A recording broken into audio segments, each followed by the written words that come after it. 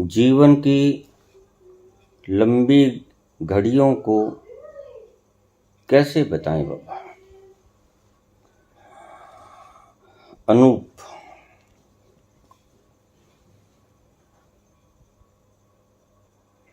बहुत सुंदर प्रश्न है, सभी के काम का है, क्योंकि सभी जीते हैं, इसलिए जो भी जीता है उसके लिए ये प्रश्न महत्वपूर्ण है। जीवन की लंबी घड़ियों को कैसे बताएं?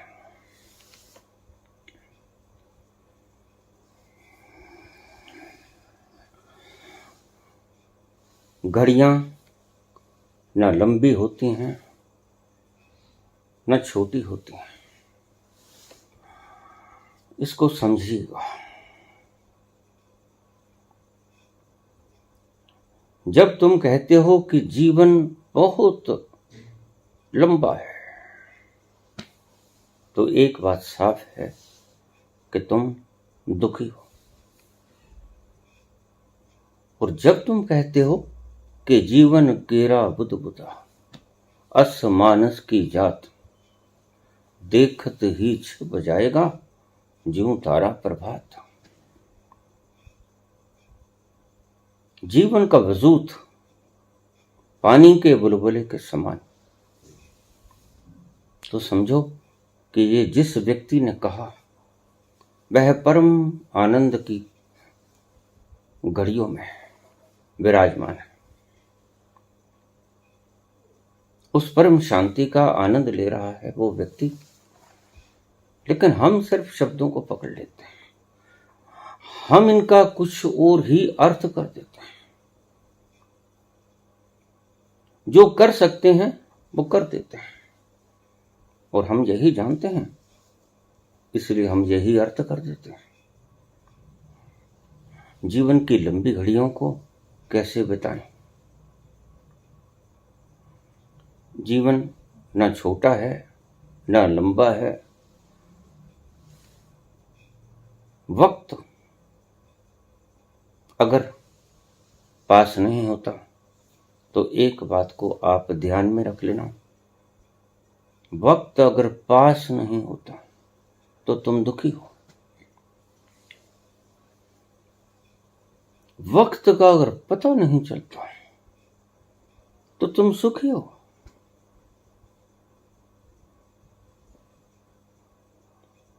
और वक्त ही मिट जाता है तो तुम आनंदित हो। इन तीनों बातों को फिर से समझ लो। वक्त कांटे से कटता नहीं तो तुम दुखी हो। वक्त का पता ही नहीं चलता कब कट गया तो तुम सुखी हो। जितनी जितनी मात्रा में वक्त की अनुभूति आपको कम होती जाएगी, समझ लेना कि मैं उतना ही सुखी हो गया। मुझसे लोग पूछते हैं कैसे पता चले बाबा समाधि मिल गए? यही है पैमाना, वक्त काटे से न कटे तो समाधि का कहीं दूर तलक निशान नहीं। वक्त कम पड़ जाए, आया और चला गया। इसलिए बुद्ध के लिए हमने एक शब्द बरता, तथागत। आया और चल दिया, आया भी ना था और चल दिया। वक्त के ऊपर शायद आज तक किसी संत का प्रवचन मैंने नहीं सुना। वक्त काटे से न कटे तो समझ लेना तुम दुखी हो। और वक्त का पता भी न चले तो दो ही बातें हैं, तुम या तो व्यस्त हो या तुम सुखी हो। या तो व्यस्त हो या सुखी हो। और अगर व्यस्त हो तो भी सुखी नहीं हो, यह समझ लेना। ये बड़ा उलट बात कह दिया मैंने। अगर व्यस्त हो तो सुखी नहीं हो, अगर व्यस्त नहीं हो और फिर भी सुखी हो और वक्त का पता नहीं चलता। अब इस वेद को है तो सूक्ष्म, लेकिन समझने का पूरा प्रयास करेंगे। वक्त काटे से न कटे, इसलिए जिनको नींद की बीमारी है आती नहीं, तुम पूछना उनसे, वो घड़ी उठ के देखेंगे 2 बज गए, फिर सो जाएंगे, लगेगा बहुत देर हो गई, फिर उठ के देखेंगे 2 बजे थे, अरे ये तो 2:05 ही हुए। दुख के लम्हे काटने से कटते नहीं, बड़े लंबे होते हैं, और सुख के लम्हे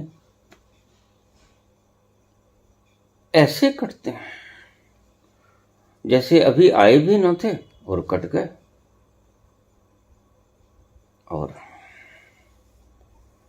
आनंद के लम्हे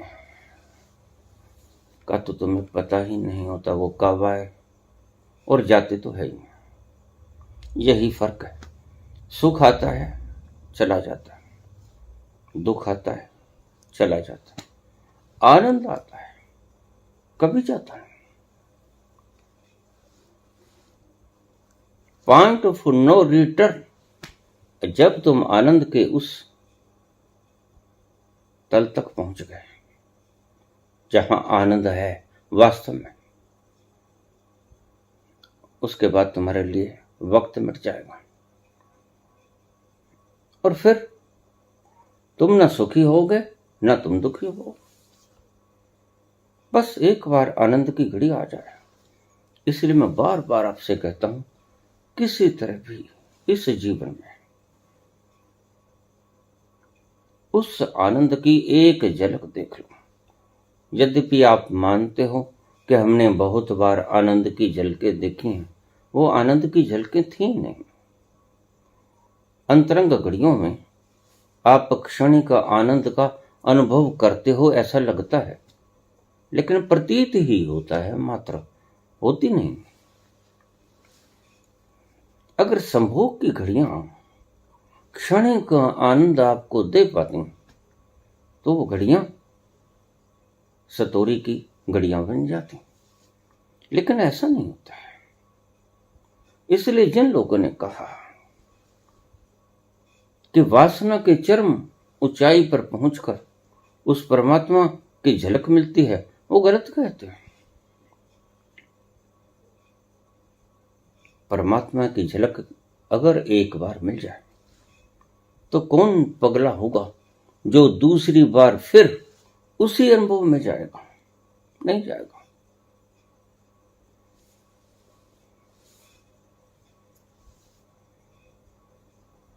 जब वक्त काटे से न कटे, समय की घड़ियां मुश्किलात पैदा कर दें जीवन के लिए, तो समझ लेना कि तुम दुखी हो। और जब तुम्हारे पास समय बचे ही ना, 2 ही कारण है, या तो तुम व्यस्त हो या तो तुम सुखी हो। ये तुम्हें पता चलेगा। आइदर यू आर बिजी, तुम व्यस्त थे, आर हैप्पी, या सुखी थे। एक तीसरी भी अवस्था है। ये 2 अवस्थाएं चित्त की होती हैं। वक्त काटे से नहीं कटता और वक्त का पता ही नहीं चलता। एक तीसरी भी अवस्था होती है, वो होती है चित्त के पार। उस अवस्था में न दुख होता है न सुख होता है, इन दोनों से पार आनंद होता है। और सुख आता है जाता है, दुख आता है जाता है, एक ही सिक्के के 2 पहलू। लेकिन आनंद आता जाता कभी नहीं, बस आता ही है, जाता कभी नहीं।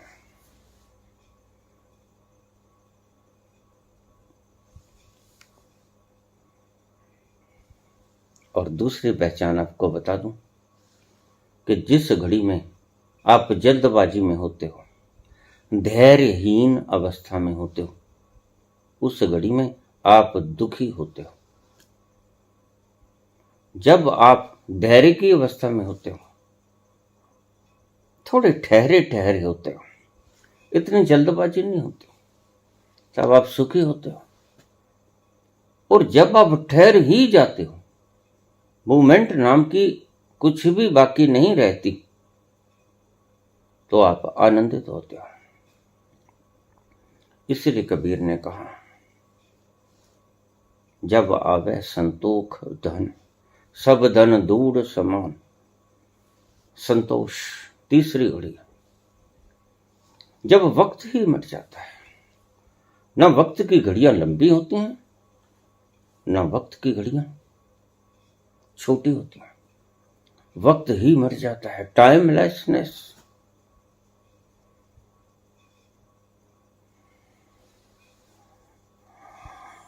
चित्त की अवस्था अगर इतनी फास्ट मूविंग है, तुम कहते हो जल्दी करो बाबा। अब मैं समझता हूं इन बातों को। जो लोग कहते हैं बाबा वीडियो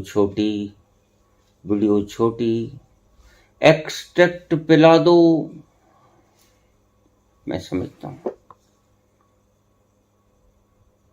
मैं जानता हूं तुम दुखी हो,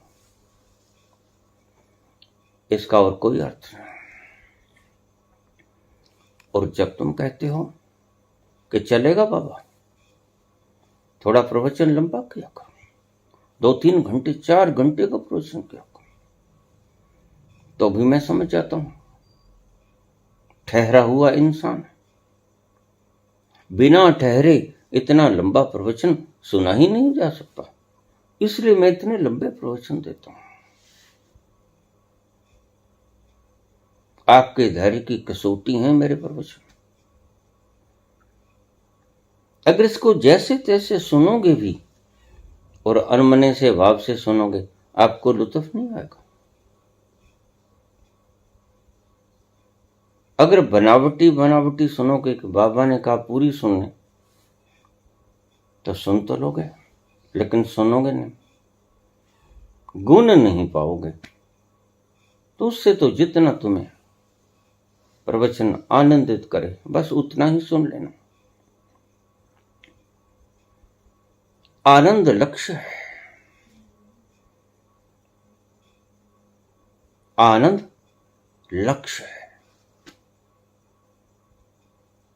इसलिए जिस घड़ी आप दुखी अवस्था में हो, मेरी कुछ गिनती की वीडियोस चुन लेना, जिन वीडियोस ने आपको रुलाया, जिन वीडियोस ने आपको झंझोड़ा, जिन्होंने तुम्हारे अंतस्तल तक प्रवेश किया, जिन्होंने तुम्हारे दिमाग की पंखुड़ियां, भ्रमित धारणाएं तोड़ी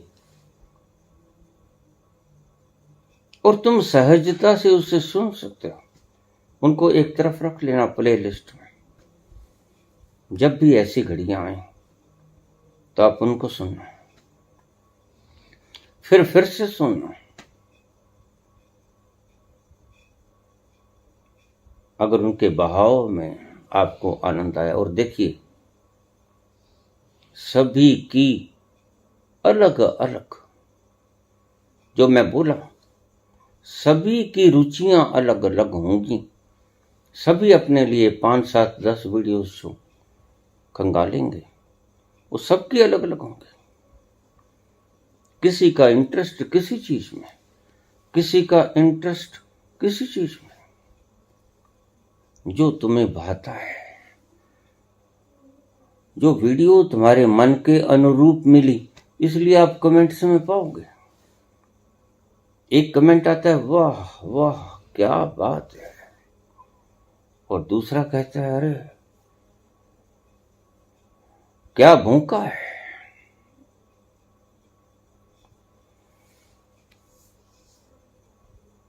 एक महफिल में गालिब बोल रहे थे, फरमा रहे थे शेर,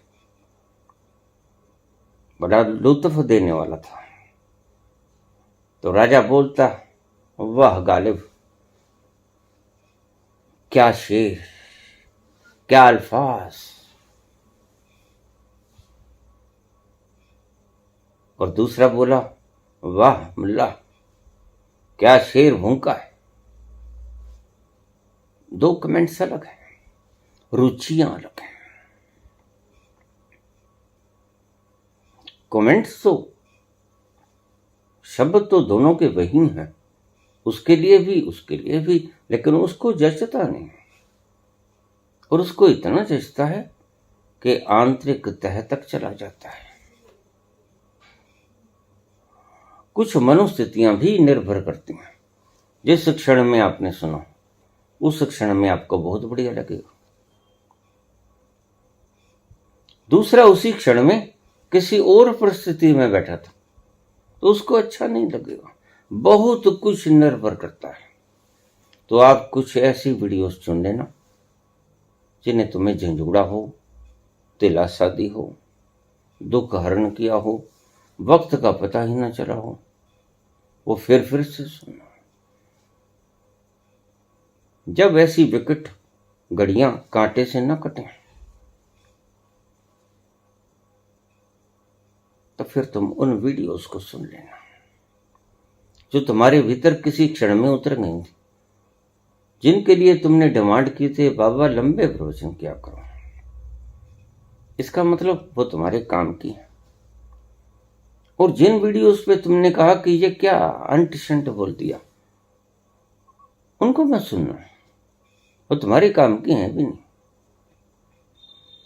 इसलिए मैं अक्सर कहता हूं, मेरे बोलने के बावजूद भी देखिए, अब सब्सक्राइबर तो रोज बढ़ते हैं, मैं क्या करूं। और रोज नए आते हैं, और जो नए आते हैं स्वभावतया उन्होंने मेरी पहली वीडियो सुनी होती, अन्यथा उस सब्सक्राइबर ने आज सब्सक्राइब किया है, उससे पहले कर लिया होता। तो जिसने आज सब्सक्राइब किया, ये साफ है कि उसने मेरी पहली वीडियो सुनी, और वह पहली वीडियो पे कमेंट करे।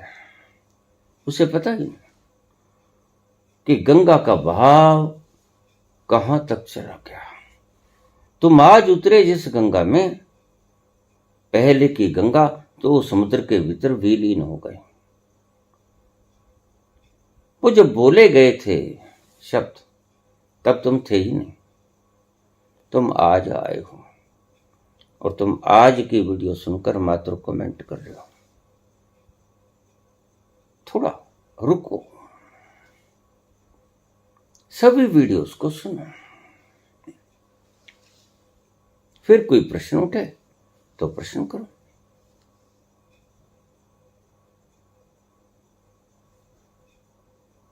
और मैं अक्सर कहता हूं, मैं बोलता हूं आपको आनंदित करने के लिए। अगर कमेंट्स नेगेटिव आते हैं तो दुखी मत होइएगा, बस चुप करके चैनल को सुनना बंद कर दीजिएगा। खुद को दुखी होने का कोई फायदा नहीं। कसूर मेरा, खून में जहर आप क्यों मिला रहे हैं। यही बुद्ध ने कहा था। जब आपको दूसरा गाली देता है तो आप तमतमा उठते हो, लोहे की तरह लाल हो जाते हो। लोहे ने लाल होके खुद को सजा दी या किसी अन्य को सजा दी? खुद को सजा दी। ऐसे ही जब तुम गर्म होते हो क्रोध से, आपके भीतर वैज्ञानिकों से पूछो कितने खतरनाक हार्मोन्स पैदा होते हैं। कॉर्टिसोल, जो आपके भीतर जहर का निर्माण करते हैं। एडर्नरी, जहर है। आप अपना ही नुकसान करते हो। दूसरे का नुकसान तो करोगे बाद में, अपना नुकसान पहले कर बैठोगे। इसलिए अगर कोई प्रवचन किसी की बात जचे ना तो बस छोड़ देना उसे। सबसे बढ़िया रास्ता है खुद को दुखी मत करना, या तो उसके बहाव में बह जाना। अगर नहीं बह पाते हो तो समझो तुम्हारी प्रकृति कुछ अलग है और ईश्वर ने दो व्यक्तियों को एक सी प्रकृति का बनाया नहीं। तो फिर आप अपनी प्रकृति के अनुसार व्यक्ति को खोजें। मैं सदा से ही कहता आया हूं, लेकिन कुछ व्यक्ति थोड़ा लेट आते हैं। वो क्या करें? वो देखें, अगर डूबे वक्त आसानी से पास हुआ, वक्त का पता ही नहीं चला, या वक्त कांटे से न कटा, पहले कुछ शब्दों में ही मन न लगा, तो आप फिर किसी की और की तलाश कर लेना। क्योंकि मैं तुम्हें यहां सुख देने आया हूं। मेरी जरा भी तमन्ना नहीं कि आप मेरे कारण दुख भोगो।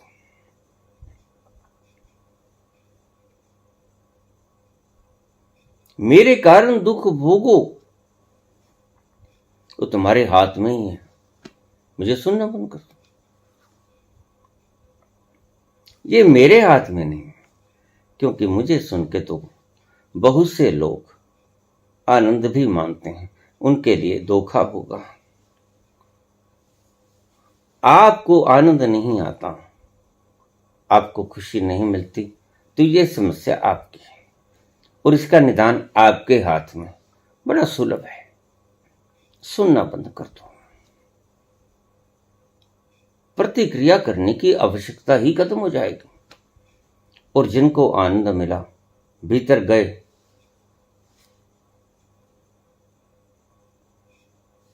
वो मुझे कहेंगे बाबा रोज बोलो,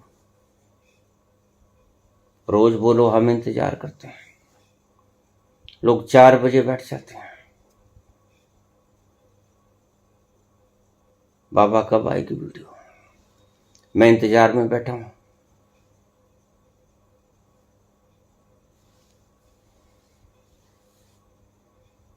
अपनी अपनी स्थिति है, मनोस्थिति। इसको तुम ही बदल सकते हो, दूसरा कोई नहीं।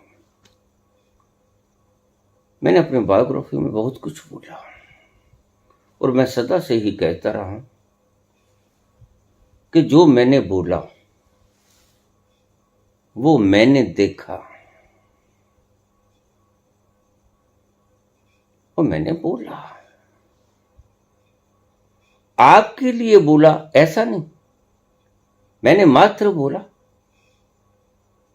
क्योंकि मेरे भीतर वो चीज बोलना चाहती थी कि ये बोल दे। मैंने बोल दिया। वो आपको ठीक नहीं लगा, आपको कुछ ऐसा लगा ये तो बाबा झूठ है,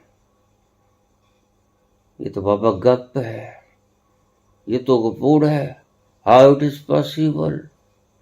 आपकी बुद्धि लाख लाख तर्क देती है।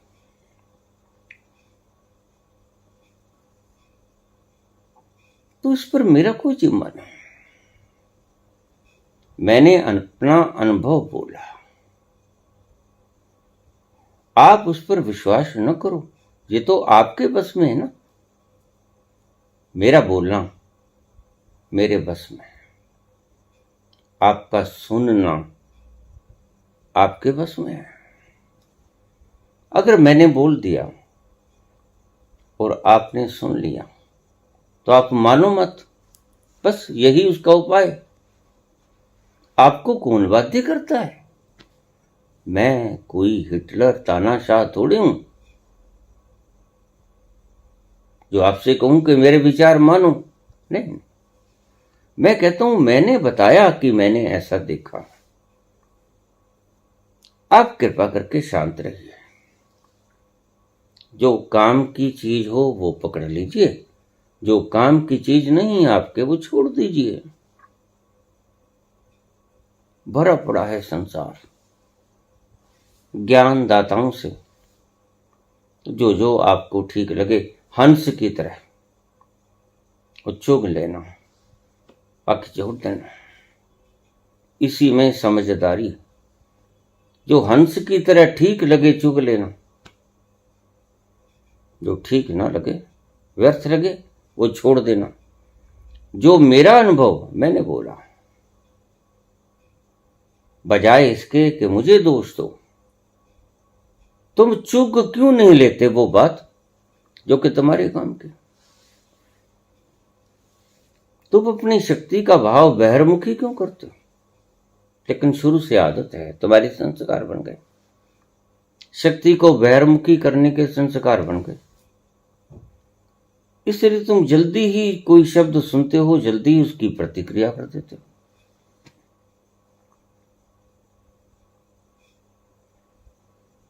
यह आपका धैर्यहीनता का परिचायक है।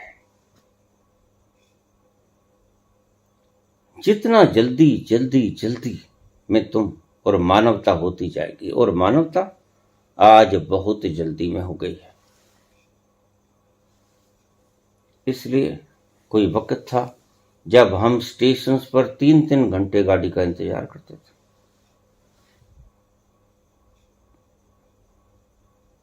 और आज हम इंतजार नहीं कर सकते। इंतजार की घड़ियां लंबी होती हैं।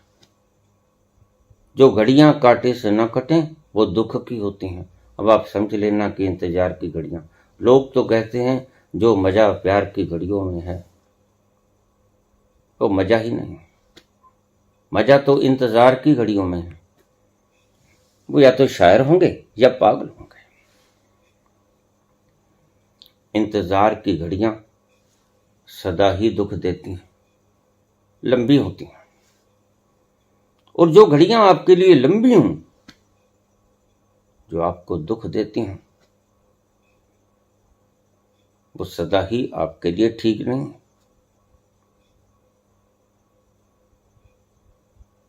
इंतजार की घड़ियां हमेशा लंबी होती हैं और प्यार की घड़ियां छोटी होती हैं। अभी अभी तो आए थे। प्यार की घड़ियां तो ये कहते हैं,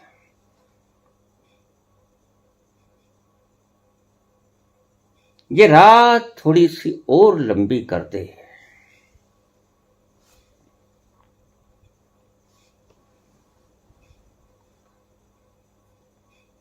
अभी बात बाकी है, अभी रात भी बाकी कर दे। गल मुकी ना सजन नाल मेरी, रब्बा वे तेरी रात मुक गई। गल मुकी ना सजन नाल मेरी, रब्बा वे तेरी रात मुक गई। गल मुकी ना। प्रेमी तो सदा कहता है, प्रेम की घड़ियां बड़ी छोटी होती हैं, इंतजार की घड़ियां बड़ी लंबी होती हैं। इंतजार की घड़ियों में आप दुखी होते हो। जो घड़ियां आपको लंबी महसूस हो, सीधा सीधा मैंने डेफिनेशन दे दिया, वो घड़ियां दुख की घड़ियां। अगर आपको जिंदगी लंबी लगती है, कांटे से नहीं कटेगी, तो इसका मतलब है जिंदगी आपके लिए दुख है।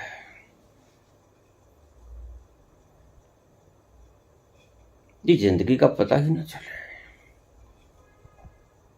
अभी तो बात शुरू भी ना हुई थी, अभी तेरी रात बीत गई। थोड़ी सी लंबी कर दे, थोड़ी सी लंबी कर दे बात को, रात को। मेरी बात अभी खत्म नहीं हुई, मेरे आशिक से, मेरी माशूका से।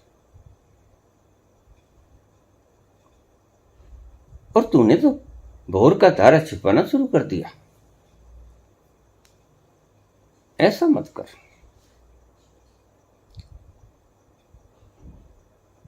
प्यार की घड़ियां बड़ी छोटी होती हैं, इसलिए जो कहते हैं पानी केरा बुदबुदा आसमानस की जात, इस शब्द को किसी ने व्याख्यायित किया ही नहीं। व्याख्यायित यानी पीछे का रहस्य। कबीर कहते हैं, अपनी स्थिति बताते हैं कि मेरे लिए जीवन बस तथागत। ये कबीर के लिए है। कबीर ने जो बोला अपनी स्थिति का बोला। आप अगर वैसा बन जाओगे तो सुख पाओगे। जिस भी संत ने बोला अपनी स्थिति से बोला। और हमारी दुविधा क्या है, हम संत के शब्दों को पकड़ लेते हैं और उससे हम शास्त्रार्थ करने लगते हैं। रोज सवाल उठते हैं, अगर ईश्वर अच्छा करता है सब कुछ,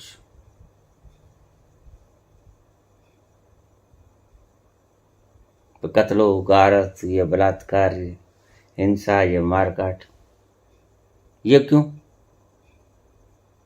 लाओ से कहते हैं जो करता है अच्छा करता है और भला ही करता है, बुरा करता है नहीं।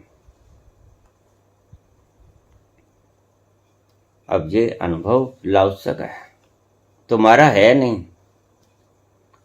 बस लाओत्से यही बात कहते हैं कि जिस तल पर मैं हूं अब इसको ठीक से समझ लेना। अगर तुम भी उस तल पर आ जाओ तो तुम्हारे लिए भी यही हो जाएगा जो मैं बोलता हूं।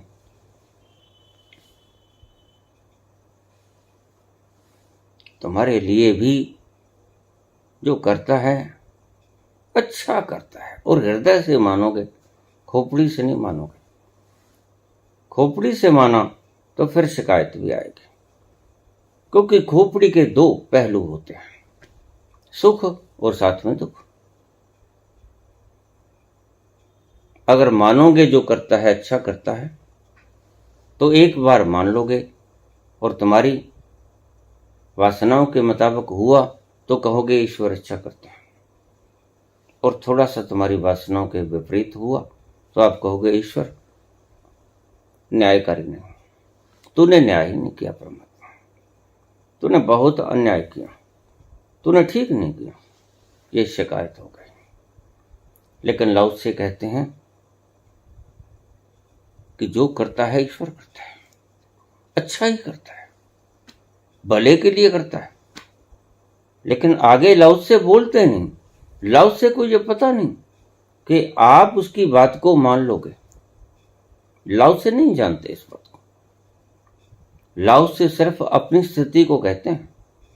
वो बड़े बागो बाग हैं, वो ऐसे आनंदित हैं, इतने धैर्य में हैं, स्टेबल हैं, स्थिति प्रज्ञ हैं, अपने में ठहरे हुए हैं। कोई भाग दौड़ नहीं, कुछ चाहत नहीं, कोई वासना नहीं, कोई कामना नहीं। सब कामनाओं से, वासनाओं से, इच्छाओं से रहित हैं। इसलिए लाओत्से कहते हैं कि ईश्वर करता है सब कुछ और वह जो करता है भले के लिए करता है। और तुम लाओत्से की बात को मान लेते हो, लेकिन कहां मान पाते हो? जब तक अच्छा होता है तब तक ही मान पाते हो। जैसे ही बुरा हुआ तुमने फौरन विद्रोह करना शुरू कर दिया। कहां अच्छा हुआ जवाब दो, जा देख लिया हर जाई, लुट गई मेरे प्यार की नकरी, अब तो निर्बहाल है। तुम उसे कहते हो रोले अब तो क्या खाक माना तुमने? खोपड़ी से जो मानोगे। इसलिए मैं बार बार कहता हूं, संत के शब्दों से को खोपड़ी से मत मान लेना, पछताओगे, वक्त खराब करोगे। हालांकि संत कहेगा कि मैंने ऐसा देखा, बस तुम मात्र सुन लेना। अगर तुम भी उसी रास्ते पर जाना चाहते हो, तुम्हें अच्छा लगा, तो वो रास्ता पूछ लेना, मैं कैसे जा सकता हूं इस रास्ते पे, ये मेरे लिए कैसे संभव है, ये बात अलग है। ये जिज्ञासा हो गई, वो कटाक्ष हो गया।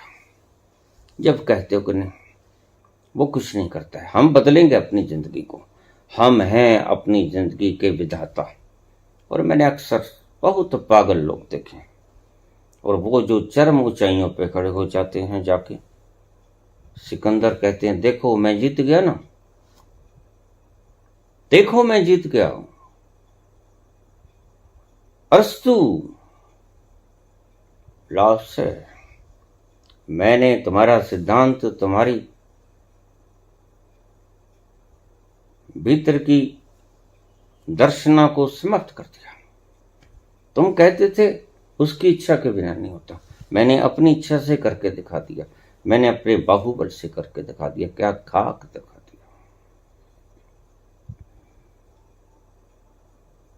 भिक्षा पात्र तब भी हाथ में था, गहरे से देखोगे तो भिक्षा पात्र आज भी हाथ में है। वो कहां मिला? इसके मिलने से मिलने की, पाने की मांग छूट जाती है। वो कहां मिला? वो कहां मिला? जो सुख पायो राम भजन में, वो सुख नाही अमीरी में। तुम जीत गए, सिंहासनों पर खड़े हो गए और लोगों को दिखा रहे हो कि देखो मैं अपने बलबूते पर, आज जितने मोटिवेशनल स्पीचेस वाले लोग हैं आपको सिखा रहे हैं। आप ऐसे करो, जिंदगी तुम्हारे कदम चूमेगी, सफलता तुम्हारे कदम चूमेगी।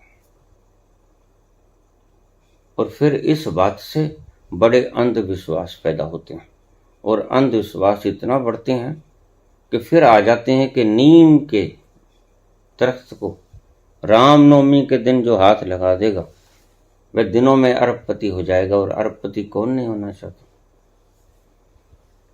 यद्यपि भीतर से तुम शहंशाह हो, ये लाओ से कहते हैं। अगर शहंशाह होना है तो एक रास्ता दूसरा है। और मुझसे पूछो तो मैं कहता हूं एक ही रास्ता है शहंशाह होने का। तुम्हारे सारे रास्ते नकली रास्ते हैं। एक रास्ता संतों का जो असली रास्ता, इच्छाएं कम हैं तो शहंशाही है, इच्छाएं बहुत हैं तो रुलाई है, कोई ना कोई इच्छा टूटेगी, तुम रहोगे। अरे गलत किया भगवान तुमने, जा देख लिया हर जाई, लुट गई मेरे प्यार की नगरी, अब तो निर्वाल। तुम उसे भी कहोगे रोले, देख मेरे प्यार की नगरी लुट गई, ये शिकायत है।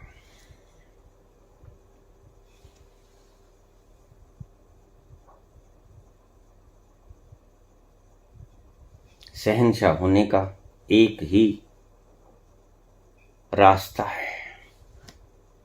बाहर के रास्ते तुमने ईजाद किए। कब थी करेंसी? आज बनाई तुमने, तुमने आज पैदा की। किसी वक्त ये करेंसी नहीं हुआ करती थी, आज ये करेंसी है। ज्यादा भ्रष्टाचार पैदा हुआ क्योंकि ये जोड़ी जा सकती है। जब वस्तुओं को वस्तु में तब्दील किया जाता था, ऐसा भी एक वेला हमने देखा है जब करेंसी का आदान प्रदान नहीं होता था। दूध दे जाओ, कनक ले जाओ, कनक दे जाओ, दूध ले जाओ, बस चीजों का उलट पुलट, चीजों से चीजों का बदलाव। तो आप कितना दूध स्टोर करोगे? खराब हो जाएगा। कितना अन्न स्टोर करोगे, खराब हो जाएगा, लेकिन करेंसी खराब नहीं होती। बड़ी बात तो ये। इसलिए आज ऐसा धन दे दिया मूढ़ लोगों ने आपको, इस धन को आप तिजोरी में रख सकते हो, और मूढ़ लोग इसको धन समझते हैं कि मैं इतना मालिक हो गया।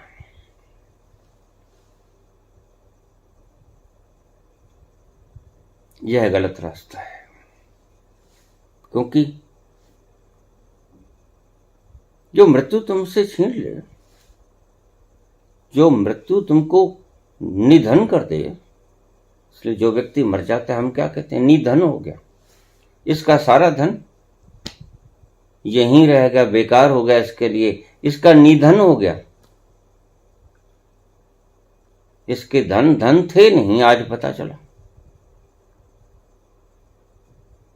जिंदगी में, सारी जिंदगी में तुम जिसे धन समझते रहे, संतों ने एक बड़ा सुंदर शब्द निकाला, निधन।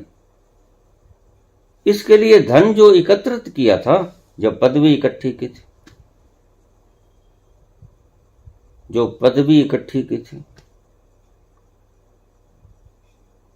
लोग बाग इकट्ठे किए थे, फॉलोअर्स इकट्ठे किए थे, तख्तो ताज इकट्ठे किए थे, खिताब इकट्ठे किए थे, निधन हो गया। ये सारे खिताब कागज के निकले।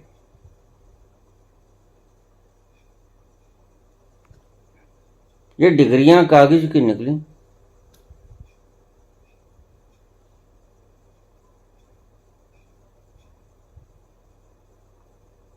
निधन हो गया।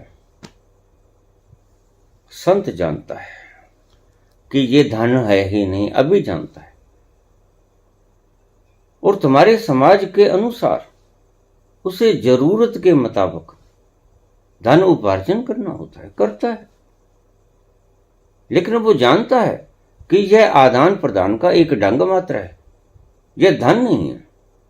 आदान प्रदान का मात्र ढंग है। तुम्हारे समाज ने इसे मान्यता दे दी, हम भी समाज के भीतर हो लेते, हम उतना ही इकट्ठा करेंगे जितनी जरूरत है। ऐसा ही हजरत मोहम्मद किया करते थे। जितना इकट्ठा होता, काम धाम तो कोई करते न थे। कोई आस पड़ोस के लोग कुछ दे जाते,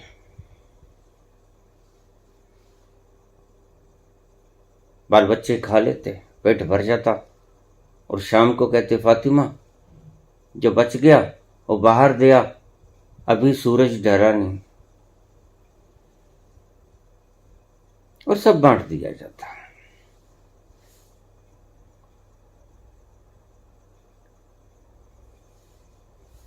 ऐसे लोग महान सब्र रखने वाले लोग होते हैं, धैर्यवान। हमें धैर्य नहीं था, शीघ्रता थी, तो हमें शोषण करने वाले गुरु भी वैसे ही मिल गए। अच्छा जल्दी चाहिए, अभी आ जाओ। आपको बहुत से वीडियोस मिलेंगे, आप YouTube पे जाओ, बस 1 मिनट में परमात्मा, 1 मिनट में परमात्मा को कैसे पाएं। आप बाकी वीडियो देखें ना देखें, यह टाइटल आपको इतना आकर्षित करेगा, आप इसको सुनोगे ही सुनोगे। 1 मिनट में परमात्मा को कैसे पाएं, और तुम उसको सुन लेते हो। तुम्हें कुछ मिले ना मिले, उसको जरूर मिल जाता है।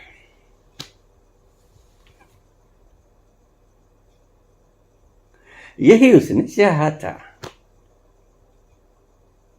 कि जब तक तड़क भड़क वाला आपकी भावनाओं का शोषण करते हैं ये गुरु लोग, आपकी जल्दबाजियों का शोषण करते हैं ये लोग। अरे ऐसे नहीं, ऐसे चलो जल्दी पहुंच जाओगे। जिसने आपकी जल्दी पहचान ली और वह दुष्ट आत्मा है, वह उस जल्दबाजी को बुनाएगा, दोहन करेगा और उसके रास्ते निकालेगा। लेकिन वो रास्ते ही रास्ते होंगे, वो मंजिल तक पहुंचाएंगे नहीं आपको। रास्ता तो वो रास्ता होता है जो आपको मंजिल तक ले जाए। जो मंजिल तक नहीं ले जाए वो तो भटकाव होता है। रास्ता कहां होता है?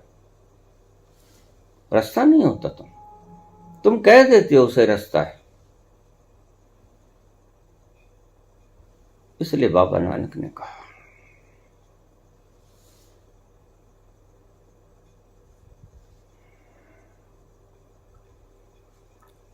जोर न सुरती ज्ञान विचार। ज्ञान तक पहुंचने के लिए तुम्हारा कोई भी विचार, मनन काम नहीं करता। कोई जोर नहीं चलता तुम्हारे विचार करने का। ज्ञान को प्राप्त करने के लिए तुम्हारे विचार करने का कोई जोर नहीं है यहां, यानी कोई विधि नहीं है। तुम टक्करे मारते हो। दर्शन शास्त्र की किताबें भरी पड़ी, शब्द ही शब्द हैं, विचार ही विचार हैं, ज्ञान ही ज्ञान है। जोर न सुरती ज्ञान विचार। सुरती लगाने का ढंग, ज्ञान तक पहुंचने का ढंग, विचार करने में कोई जोर नहीं है। इनका कोई फायदा नहीं है। कहने का मतलब यह है, जोर न जुगती छूटे संसार। अब ये महान क्रांतिकारी शब्द है और तुम इस शब्द को रोज पढ़ते हो। पढ़ने वाले इसका रोज पाठ करते हैं, लेकिन ये सर तक ही सीमित रह जाता है। भीतर जिस दिन उतर गया, जिस दिन भीतर ये उतर गया, उस दिन तुम्हारी छटपटाहट खत्म हो जाएगी। जोर न जुगती छूटे संसार। 84 के चक्कर से इस संसार से मुक्त होने का कोई भी साधन, कोई भी जुगती, कोई भी विधि में कोई जोर नहीं है। बड़े मजे की बात है। सभी विधियां नाकाम है। किसी विधि में कोई जोर है ही नहीं। खत्म कर दी बाबा नानक ने ये बात, और तुम सारी जुगतियां ढूंढते हो। सोतन से छुटकारा कैसे मिले? मेरे पास रोज ऐसे प्रश्न आ जाते हैं। मैं कहता हूं भाई, सीक्रेट ऑफ एस्ट्रोलॉजी, ये माथा को भाई मेरे से नहीं होती, इसलिए बनाया। शत्रु मेरे पे सिंगारणी कर रहे हैं, तुम्हें क्या पता लगा? सिंगारणी कर देते तुम बचते। ये सारी मेरे जान के दुश्मन है। हद हो गई। तो अब तो तुम बचे कैसे हुए? ऐसे ऐसे पागलपन के प्रश्न रोज आते हैं मेरे पास। और बाबा नानक क्या कहते हैं? कृष्ण मूर्ति, सिर्फ एक कृष्ण मूर्ति, अष्टावक्र, दत्तात्रेय, ये 3 व्यक्तियों को मैं सुनता हूं जिन्होंने बड़े सरल लहजे में कहा कि छोड़ दो, और बड़े सरल लहजे में बाबा नानक ने कहा कि भाई कोई विधि वगैरह 112-13 कोई विधि नहीं होती। विधि तो एक भी नहीं होती। विधि तो सारी जुगतियों को छोड़ देना होती है। जोर न जुगती छूटे संसार। तुम्हारी किसी जुगती में कोई जोर नहीं। They are important. नपुंसक हैं तुम्हारी सभी विधियां, उसमें कोई जोर नहीं। जोर न जुगती छूटे संसार। संसार से मुक्ति पाने के किसी भी जुगती में कोई जोर नहीं। क्यों कहा बाबा नानक ने? तुम तो इसका अर्थ तक नहीं समझ पाते। पहले अर्थ और फिर अर्थ के भीतर का रहस्य, तो रहस्य तक कैसे समझोगे, पा जाओगे, जब आपने अर्थ ही नहीं समझा इसका। मात्र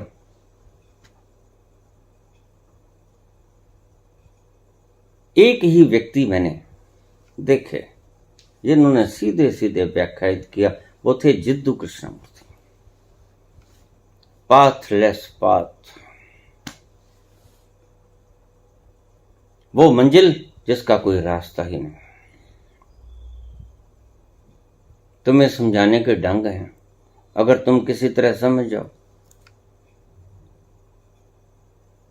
तुम इतने मूड हो कि समझते नहीं। पाथलेस पाथ, ये ऐसा रास्ता, ऐसी मंजिल जिसका कोई रास्ता नहीं। अष्टावक्र कहते हैं मत भागो, रुक जाओ, जिसे ढूंढ रहे हो। कबीर कहते हैं वो तुम्हारे भीतर है। अब क्या करते हैं कबीर को मानने वाले लोग भी दौड़ रहे हैं।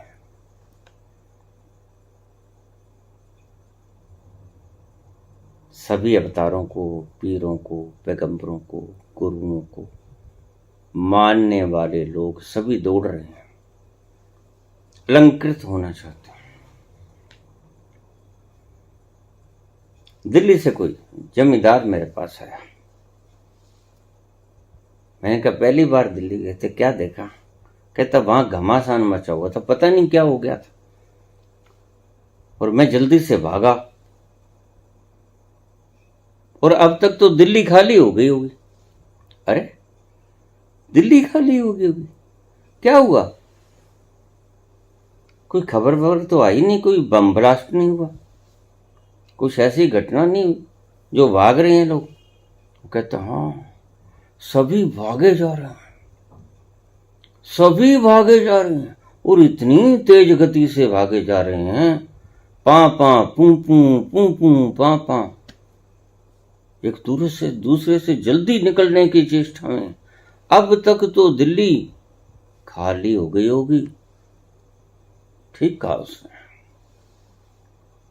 समझ नहीं पाया, ठीक कहा उसने। तुम्हारी जिंदगी बिल्कुल ऐसा है, तुम दौड़ते जाते हो, साथी न कोई मंजिल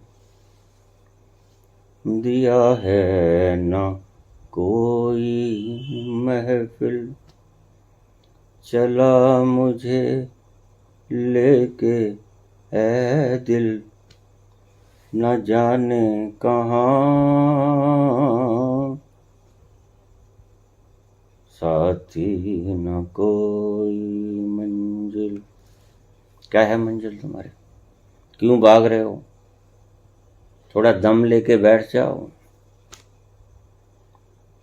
ये दम लेके अगर बैठोगे तो उसमें जितना सुकून महसूस करोगे वो कहीं नहीं मिलेगा। वहां कौन है तेरा मुसाफिर, जाएगा कहाँ, दम ले ले दो घड़ी, ये छिया पाएगा कहाँ। वहां कौन है तेरा मुसाफिर, जाएगा कहाँ। कहाँ जा रहा है तू है जाने वाले, अंधेरा है मन का दिया तो जला ले, देख तो ले कि ये रास्ता जाता किधर है।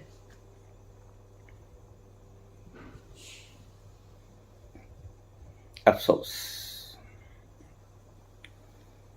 इंतजार की घड़ियां लंबी होंगी ही,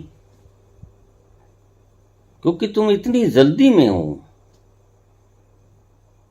और यहां तुम्हें निचोड़ने वाले बहुत बैठे हैं जो तुम्हारी इस वृत्ति का शोषण करेंगे, दोहन करेंगे।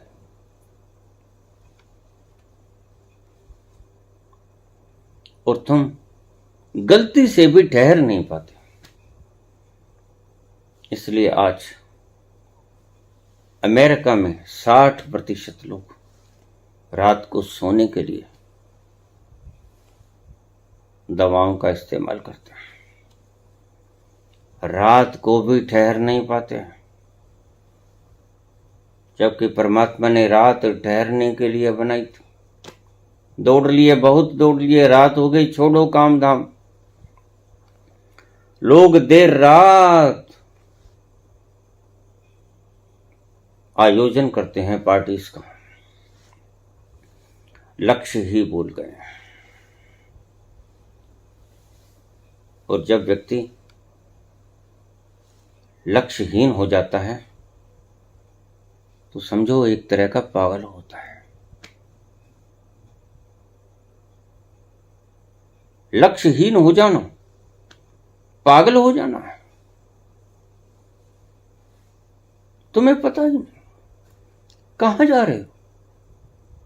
पता है? तुमसे कोई पूछे ये क्यों इतनी भाग दौड़? सब कुछ है, लेकिन एक चीज अधूरी छूट जाती है। सब पा लेते हो, सब पा लेते हो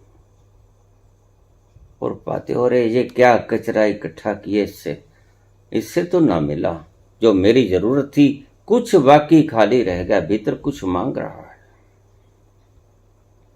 भीतर कुछ मांग रहा है निरंतर। उसे नहीं मिला, वो पुकार रहा है पानी पानी पानी पानी, और उसे तुम मर जाने देते हो। उसकी फरियाद पुकार कभी सुनते? तुम रात्रि के भोज आयोजनों में व्यस्त रहते हो और वो पुकारे चला जाता है हर वक्त, पानी पानी। तुम सुनते ना? ये अनहद नाद उसकी पुकार है। हर वेला का 24 घंटे का ये नाद उसकी पुकार है। ये घंटे, ये घड़ियाल, ये वीणा, ये मृदंग, ये अन्य अन्य तरह के वाद्य यंत्र तुम्हें बताते हैं वो पुकार रहा है, आ जाओ हमारी बाहों में। हम आस लगाए बैठे, तुम वादा करके भूल गए।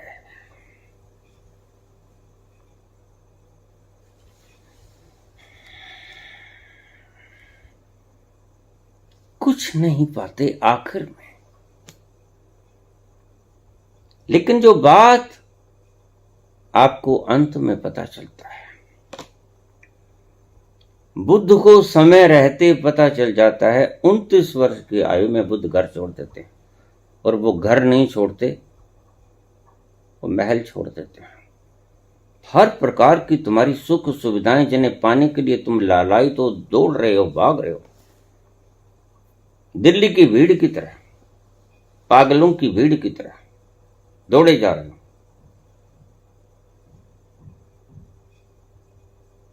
तुम्हें पता ही नहीं तू कहां जा रहा है, क्या चाहिए। तुम्हें पता तो है, तुम्हें तृप्ति चाहिए, और जब तक तृप्ति नहीं मिलेगी तब तक तुम दौड़ते रहोगे। जब आवे संतोष धन, फिर सब धन धूड़ समान।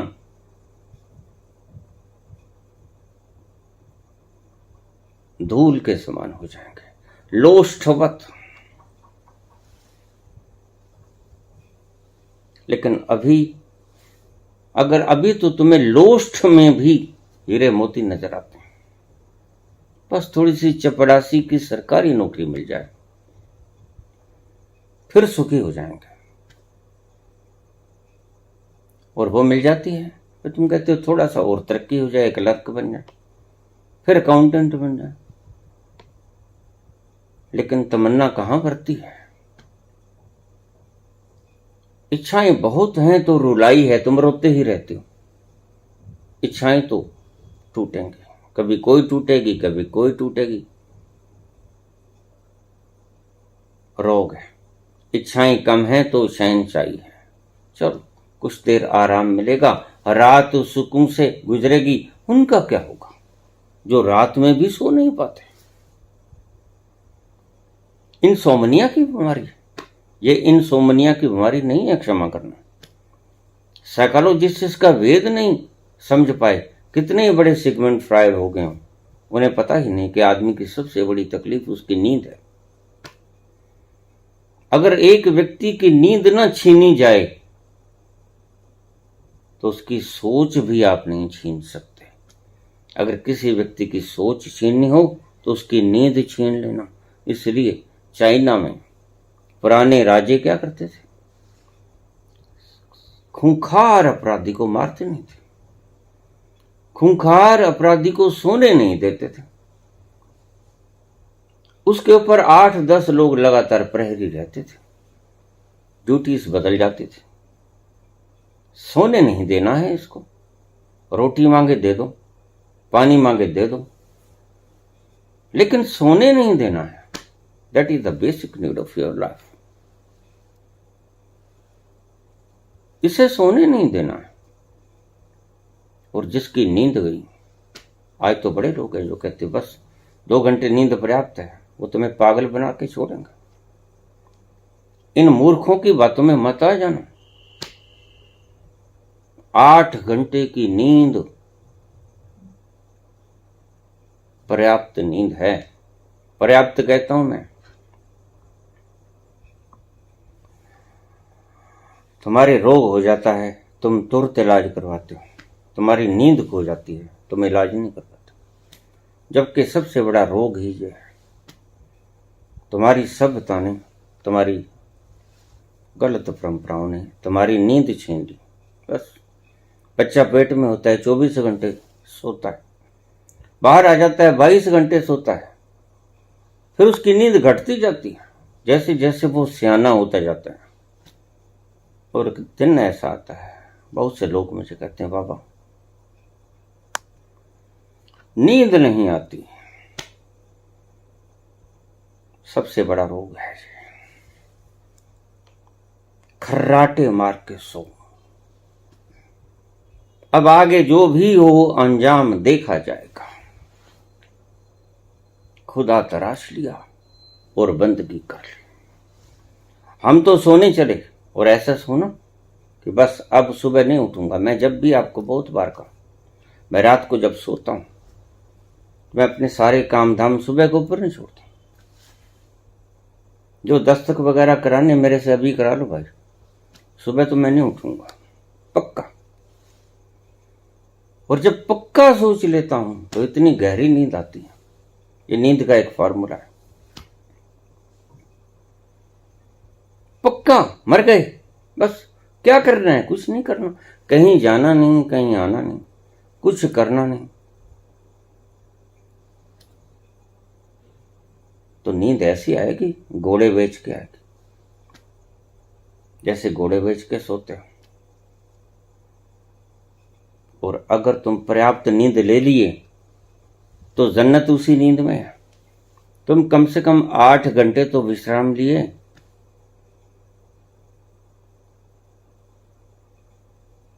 जैसे ही मानवता की नींद खो गई, मैं बार बार कहता हूं आपसे, ब्रह्म मुहूर्त में मत उठो, मत उठो। बड़े अमोलक पल हैं ब्रह्म मुहूर्त के, मत जगो इन मूढ़ों के कहने से, ये मार देंगे तुम्हें। चाइना में एक पनिशमेंट होती थी, नींद नहीं, नींद नहीं। और वह व्यक्ति जब सोने लगता, थोड़ी झपकी आती तो छांटा लगता, धीरे धीरे बेहोश होना शुरू हो जाता। झपकी लगती, छांटे पे छांटा, छांटे पे छांटा, व्यक्ति मर जाता। उसको भूख लगी, रोटी देते, सुंदर से सुंदर जो खाना मांगता, शीतल पेय पदार्थ देते, सब कुछ देते, बिछोना देते, सुंदर गद्दे, बैठो, सोने नहीं देंगे। वही तो तुम्हारे साथ हो रहा है। इकट्ठा करो, खाने नहीं देंगे, करो इकट्ठा। और तुम कहाँ खा पाते हो, अभी जोड़ते ही रहते हो और मौत का पैगाम लिख दिया जाता है।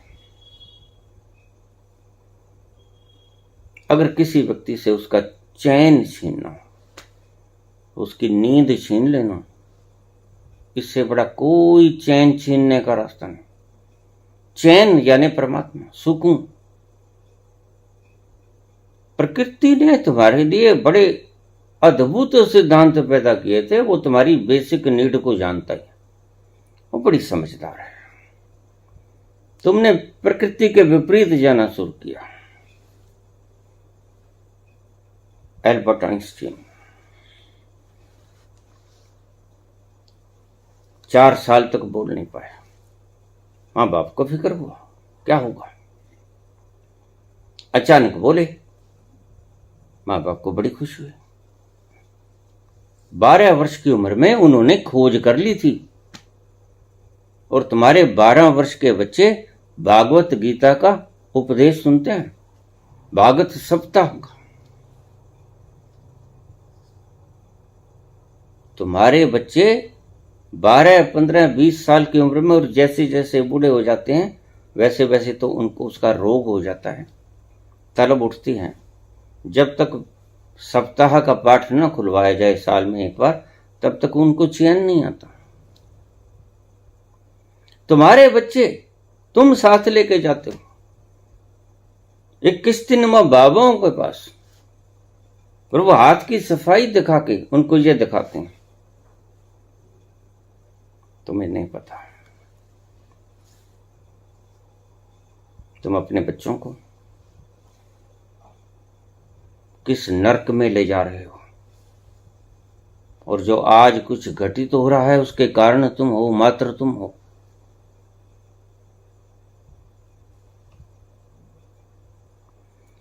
आइंस्टीन 10 घंटे सोता था। आइंस्टीन 10 घंटे सोता था और इतने में तृप्त नहीं होता था। दिन में भी झपकी ले लेता था और हाथ में एक चम्मच रखता था, नीचे थाली रखता था।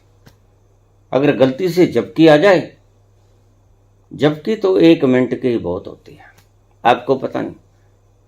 झपकी के ऊपर फिर कभी बोलूंगा, बड़ा लंबा सब्जेक्ट है ये। झपकी अगर आ जाए बस इतना ही बहुत होता है। तो हाथ से चम्मच छूट जाती, थाली के ऊपर गिरती, टन की आवाज आती, आंख खुल जाती। लेकिन सोते बहुत थे, झपकियां बहुत लेते थे। जिसने ये अद्भुत सिद्धांत पैदा किया, E = mc²।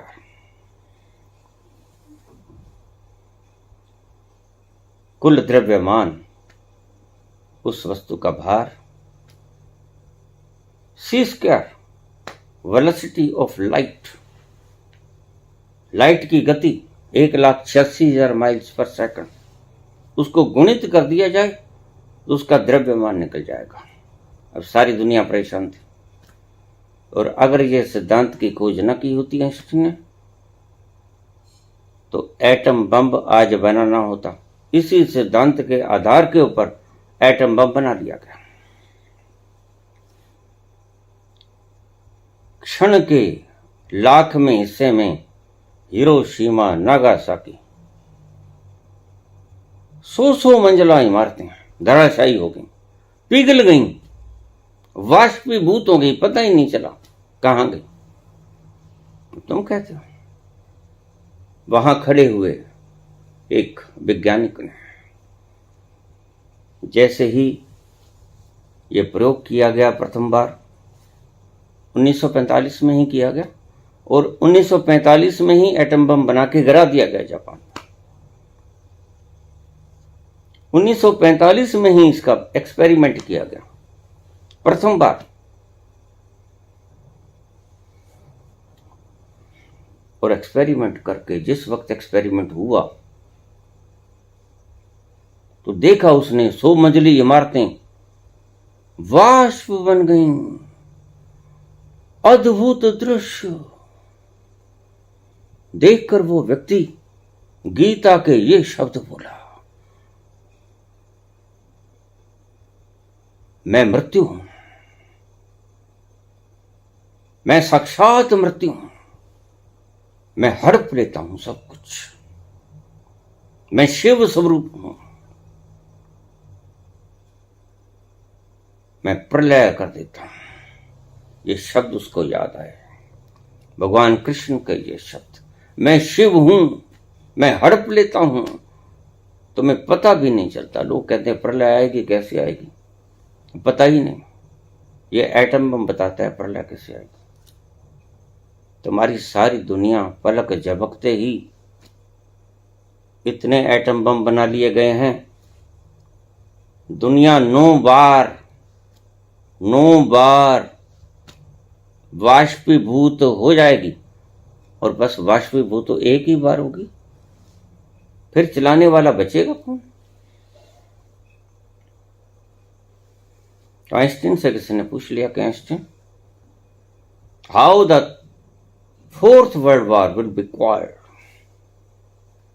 How the 3rd world war will be quired, तीसरा विश्व युद्ध कैसे लड़ा जाएगा? तो एल्बर्ट आइंस्टीन ने कहा, I don't know how the 3rd world war will be quired, मुझे नहीं पता कि तीसरा विश्व युद्ध कैसे लड़ा जाएगा, but I know that the 4th world war will be quired by the stones. लेकिन मैं ये जानता हूं कि चौथा विश्व युद्ध पत्थरों से लड़ा जाएगा। शायद उसे पता नहीं था इस बात का कि चौथा विश्व युद्ध होगा ही नहीं। चौथा विश्व युद्ध होगा ही नहीं, कोई बचेगा तो होगा ना। जब भेद बुद्धि करने वाले ये नफरती बीज समाप्त हो गए तो बचेगा कौन? नफरत फैलाएगा कैसे? नफरत फैलाने वाले और जिनके भीतर नफरत के बीज बोए जा रहे हैं, दोनों ही ना रहे तो लड़ेगा कौन? पत्थरों का इस्तेमाल करेगा कौन? तो बड़ा सुंदर जवाब दिया एल्बर्ट आइंस्टीन ने। वो जानता था E=mc², पलट दी दुनिया की सारी तकदीर उसने, व्यक्ति ने। और परिणाम क्या था? किस चीज का था? सिर्फ सोने का। पर्याप्त मात्रा में सोया वो व्यक्ति। और आपको आज तक नहीं पता, आपके साइंटिस्ट आज भी मगज खपाई कर रहे हैं।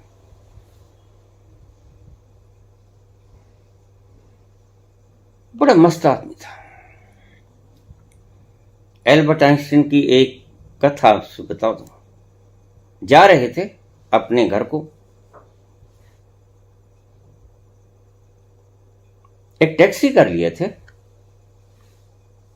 चलता ही जा रहा था। टैक्सी ड्राइवर, मालिक कहां जाना है आपने? कहां जाना है? अरे भाई, तुम एल्बर्ट आइंस्टीन का घर जानते हो? देखिए, दुनिया का इतना बड़ा साइंटिस्ट, तुम एल्बर्ट आइंस्टीन का घर जानते हो? बोलते हाँ मालिक, मैं जानता हूं, मैं पहुंचा दूंगा अगर आपने वहां जाना है तो। उसको कौन नहीं जानता। और जब गया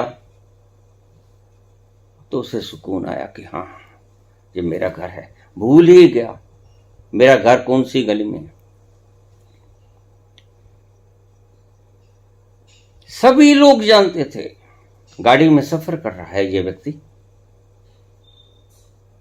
टिकट चेकर आ जाता है। टिकट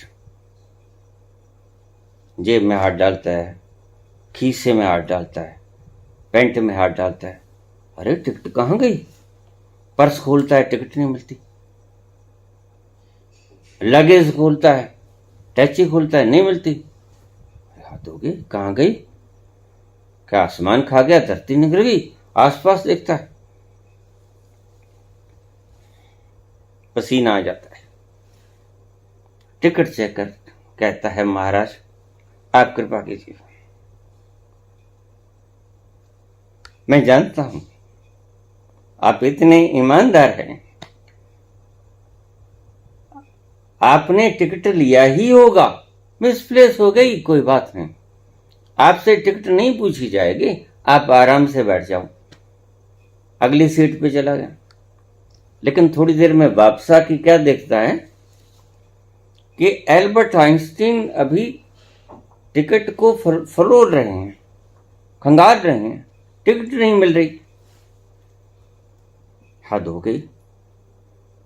टिकट चेक करने का महानुभाव, आप व्यर्थ क्यों परेशान हो रहे हो? आपसे टिकट नहीं मांगी जाएगी, हम जानते हैं आपको।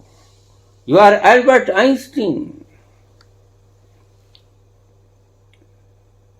तब वो तो ठीक है, आप जानते हो, लेकिन मुझे पता कैसे चलेगा? टिकट के बिना कैसे पता लगेगा कि मैंने जाना कहां है? वो टिकट के ऊपर ही स्टेशन का नाम लिखा है कि मैं कहां से चला हूं और मैंने जाना कहां है। टिकट नहीं मिली तो मुझे क्या पता चलेगा कि मैंने जाना कहां है? ऐसी मुसीबत भी आ जाती है। इतने मस्त होते हैं ये लोग, कोई परवाह नहीं होती, भूल जाते हैं। कब झपकी खा गए कोई पता नहीं। ये झपकियां होती हैं, ये उस शीतल धारा की झपकी होती है जब तुम सब कुछ भूल जाते हो। लोग अभी तक पहचान नहीं पाए और इन बातों को मजाक में ले लेंगे। इनका थीम नहीं समझ पाएंगे कि उन घड़ियों में क्या हुआ उसे। वो अपने अंतस में उतर गया, उस क्षण में उतर गया वो जिस क्षण में कृष्ण उतर जाते हैं। और कुछ याद नहीं रहा और बाहर सब कुछ हो रहा है, ढूंढ रहे हैं सब कुछ, क्रिया प्रतिक्रिया हो रही है, लेकिन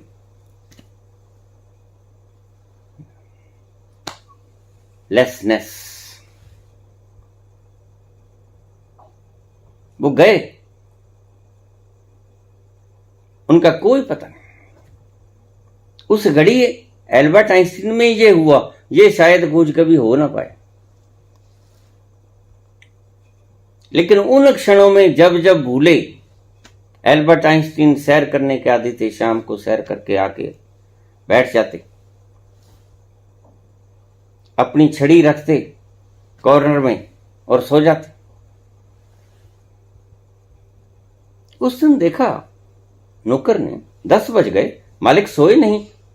वक्त के बड़े पाबंद है। आज सोए नहीं क्योंकि कमरे की लाइट जल रही है। आज लेट क्यों हो गए? कभी जिंदगी में ऐसा हुआ तो नहीं। धीरे से दरवाजा खोला तो क्या देखते हैं कि कॉर्नर के अंदर जहां छठी रखनी होती थी वहां खुद खड़े हैं स्टेट।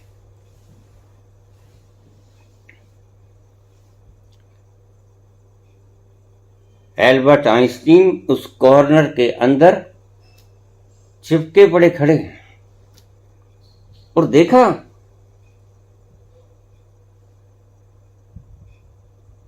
कि चारपाई के ऊपर छड़ी विश्राम कर रही है, ढक दी गई है रजाई के साथ। उसने जगाया मालिक को। मालिक हाथ पकड़ के सुलाया, छड़ी को उठाया, छड़ी को अपनी जगह पे रखा, एल्बर्ट आइंस्टीन को सुलाया। अब ये व्यक्ति इस फार्मूलेशन की इजाद करता है, E=mc²। इसकी जिंदगी के ये लम्हे देखकर आप हैरान हो जाओगे। और क्यों हुआ ऐसा? सिर्फ नींद के कारण। भरपूर नींद लो आपको, और नींद ना आए जिसको, वो कृपा करके इसका डायग्नोज करवाएं। मैं तुम्हें एक अद्भुत सूत्र देके जा रहा हूं। अगर उसका कोई भी इलाज संभव ना हो ड्यू टू एनी काज, तो कृपा करके औषधियां तो हैं, डॉक्टर से इसका ट्रीटमेंट मांगो। सो, चाहे दवा खा के सो, लेकिन सो। ब्रह्म मुहूर्त में जगने की कोई जरूरत नहीं। ये पागल तुम्हें मार देंगे या पागल कर देंगे, और वैसे भी दुनिया आज पागल हो ही चुकी है। तुम अपने आप को समझदार समझते हो, लेकिन तुम्हारे कामों से ये लगता नहीं कि तुम समझदार हो। दुख की घड़ियां कैसे बीते, उन घड़ियों में उतर जाओ जिन घड़ियों में एल्बर्ट आइंस्टीन उतर जाते थे। स्वतः से वक्त ही नहीं रहेगा। कबीर के भजनों के सार में उतर जाओ, साहब मिलहीं सबूरी में, भागदौड़ बंद करो। जरूरत के लिए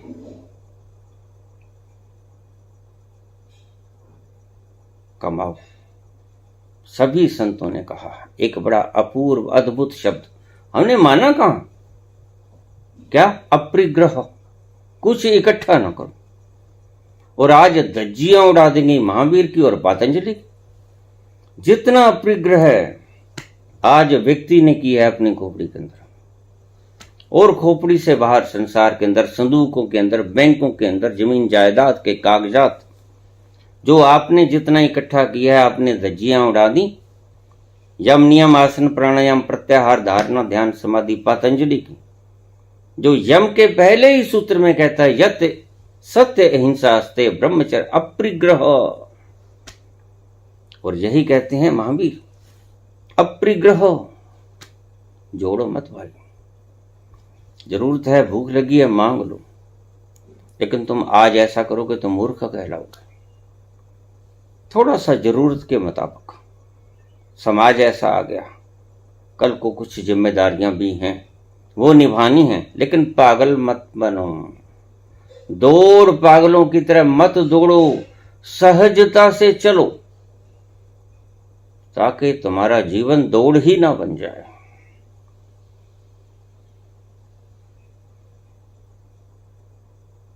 जिंदगी बन गई, जिंदगी रह गई, दर्द बन के जिंदगी रह गई, दर्द बन के। दर्द दिल में छुपाए छुपाए, आ सोचा तो आंसू बराए। मुद्दतें हो गईं मुस्कुराए, आ सोचा तो आंसू बराए। रोगे अंत घड़ी जब सोचोगे, रोगे। मुद्दतें हो गई मुस्कुराए, हाथ है, ये जीवन है, इसे तुम जीवन कहते हो? नहीं, ये जीवन नहीं, ये तो मृत्यु से भी बदतर है, ये जीवन नहीं। तुम जियो और जीने दो। महावीर का ये सिद्धांत, जरूरत महदूद रखो, इतना कमाओ जितना तुम्हें आवश्यकता है, जोड़ने के लिए संग्रह मत करो। अपरिग्रह का ये सही मतलब आज है। दुख के लम्हे पैदा तुम ही करते हो, तुम ही हो जनक इसके। इनको पैदा करना बंद कर दो। कैसे पैदा होंगे? तुम्हारी दौड़ से ये दुख के लम्हे पैदा होते हैं। तुम्हारे संचय करने की वृत्ति से ये लम्हे पैदा होते हैं। रात रात भर जागने से अकारण ये लम्हे पैदा होते हैं। नाम कमाने के लिए जीवन को तुम त्याग देते हो, इससे दुख पैदा होता है। ये लम्हे तब पैदा होते हैं। ईश्वर के हिसाब से चलोगे तो ये लम्हे नहीं पैदा होंगे। धन्यवाद।